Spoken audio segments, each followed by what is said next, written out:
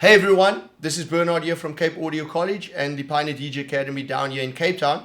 Today we're super excited about reviewing the brand new Tour 1 system from Pioneer DJ. We've got the CDJ Tour 1 as well as the DJM Tour 1. They're pretty similar to the new CDJ 2000 Nexus 2 and DJM 900 Nexus 2 that came out earlier this year. With the exception of these massive 13-inch screens. There are a couple of differences as well. Things like Pro Link directly to the mixer, where the mixer works as an Ethernet hub, which is a fantastic feature. But today we're pretty much going to focus on what is different. If you want to know what is the same, you can check out our previous unboxing video of the Nexus 2 range that we did earlier this year.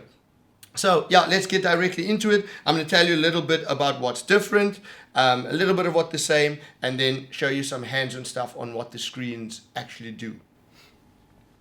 So yeah, this is pretty much, except for the screen, this would pretty much be the same as a DJM 900 Nexus 2. So between sort of here, that is exactly the same as the Nexus 2.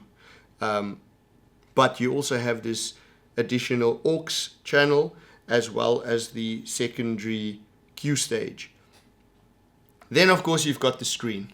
So when you got the screen going, should I say, there's a couple of functions that you can actually do from the screen side. If you flip over into waveform mode, you can have waveform going both horizontal as well as vertical. And when it's running vertical, you actually have meter bridges on the side. Now, I was under the impression that these would sort of light up. Right now, you've just got a sort of level indicator. And I suspect with further firmware updates, you'd probably get more functionality and they'll iron out some of the kinks because we have discovered quite a few of those.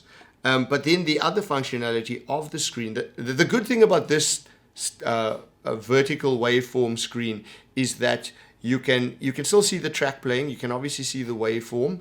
You can see the key of the track, the name of the track, the BPM of the track. That's great. But you've also you've got your history on the side, and that helps tremendously, just so that you can kind of see where you're going and what you are doing. If I jump back into the horizontal view, then it looks a lot more like Rekordbox DJ, where you've got the full track on the top. On both sides, whichever deck is connected, you'll be able to see the full track with all the hot cues that are coming up and so on. But you don't have the metering, you don't have the history.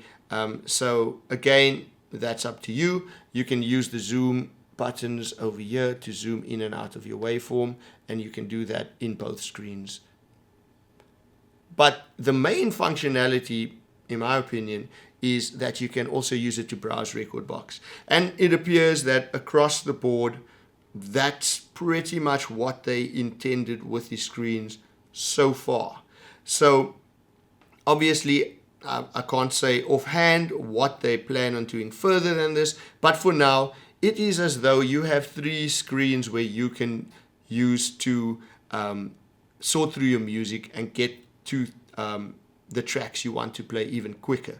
The benefit of these screens is that straight up I can go and I can actually filter by artist or sort by track, sort by BPM, sort by key on the mixer screen.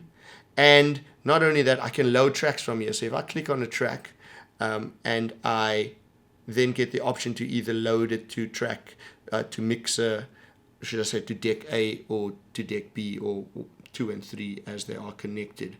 Fantastic. Love the screen. What I tended to do just with a short while I've been playing with it is sort of have either my history in the middle or use this screen as my main browsing and the actual deck screens for other functionality. You can also have on the deck screens, you can also have your waveform. So you can mix and match the way you want to look at it, and that's pretty much up to you, but you'd still need to browse somewhere. I would have loved to see it if you could actually load a track from here and push it across to that deck. At this point, you can't do that yet. Right. So as I was saying, functionality.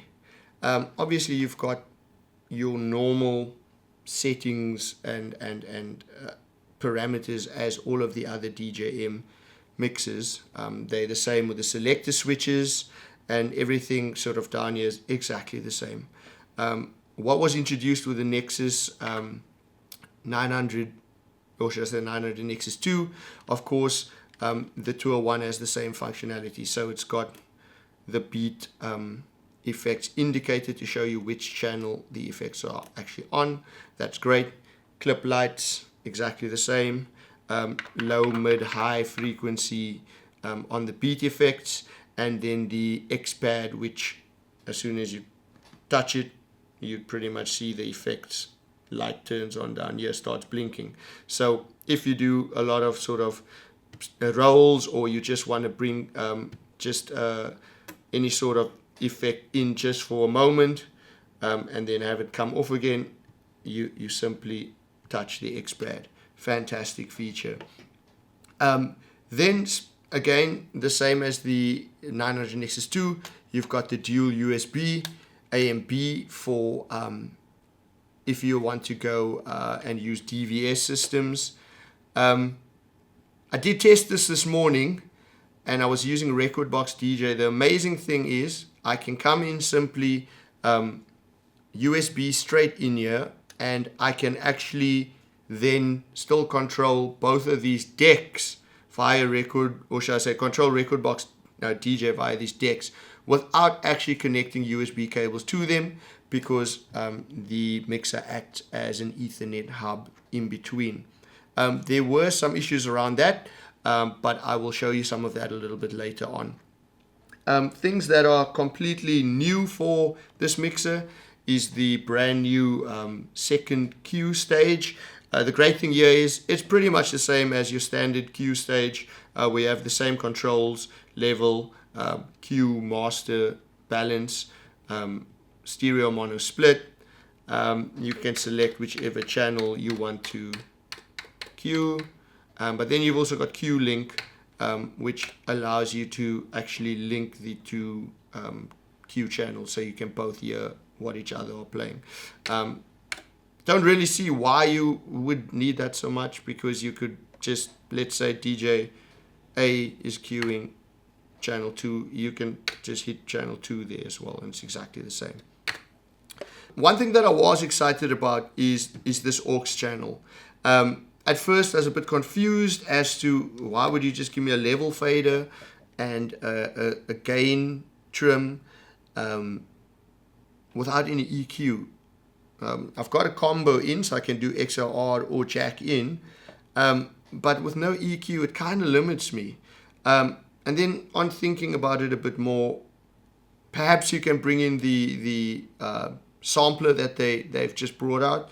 You can bang that into there, and that will have its own EQ parameters and some filtering and so on, and you can then just control this. But you can also use it as a secondary effect send, which you can use on your beat effects over here as well. So the cool thing about it is if I flick this over to Aux and I'm using this as an effect, I have a second set of controls to basically use these effects, or an external effects unit like the RMX 1000 or 500 that can be over here. So I'm guessing there's a lot more functionality hidden than what I've noticed, just because I don't actually have the gear to attach to it. The other thing is this effects channel over here. I can either use sort of an external device, or I could use a mobile app that comes in on USB, so an app on an iPad or iPhone, and then bring the effects in over USB. Fantastic, excited to try that.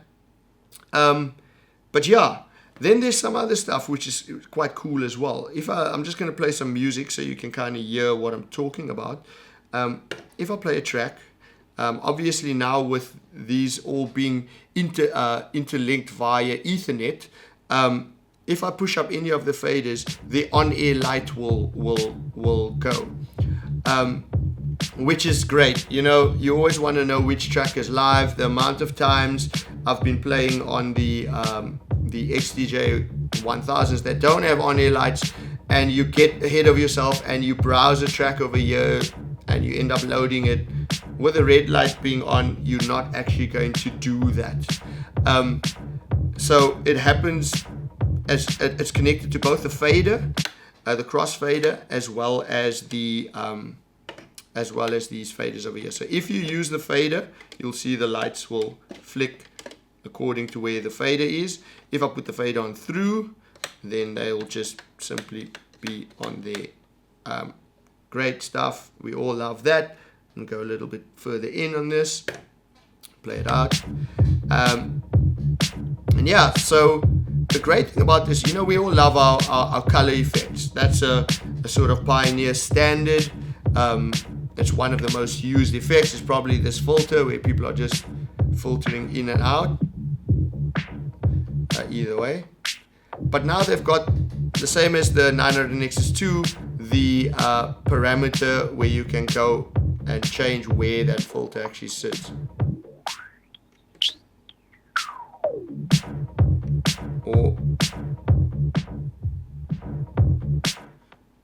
So it just gives you more control. So if you actually do, you can get really cool effects. But that's pretty much it for the mixer. Like I say, the main changes are this Aux channel, second Q stage, which actually allows for you to have another set of headphones in plug just below over here, down there, and it makes a massive difference. So now that we have the laptop connected via USB over here, as you can see, everything looks different. I actually lose functionality on the screen, which isn't very cool. And I can actually now just change this over to USB-A as well, because that's where I'll be using it. And if I hit link on the deck, it actually gives me the option to say control mode for DJM-A. I can say yes, push to connect, now playing, push rotary selected to continue. And now my tracks will show up over here. So I can now just scroll over here, and this is actually controlling my record box over there. See if I can. What I don't really like about it, you don't get that much information. You still have to use your computer screen to see, you know, what key you are in and so on. So if I now bang this over and I bring it up over here,